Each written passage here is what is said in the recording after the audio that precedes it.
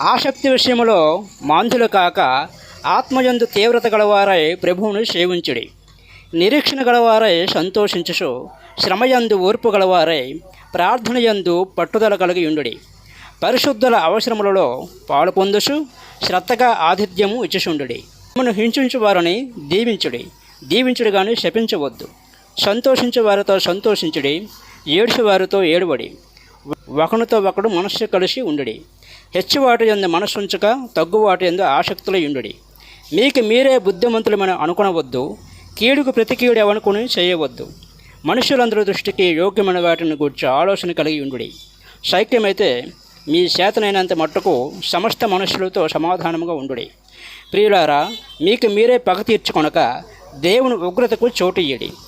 పగ తీర్చుట నా పని, నేనే ప్రతిఫలమిత్తును అని ప్రభువు చెప్పుచున్నాడని వ్రాయబడి ఉన్నది. కాబట్టి నీ శత్రువు ఆకలికొని ఉంటే అతనికి భోజనము పెట్టము, దప్పుకొని ఉంటే దాహమిమ్ము. అలాగ చేయటం వలన అతని తల మీద నిప్పులు కుప్పగా పోయిదవు. కీడు వలన జయింపబడక మేలు చేత కీడును జయించము. హల్లెలూయా. దేవునికి స్తోత్రం.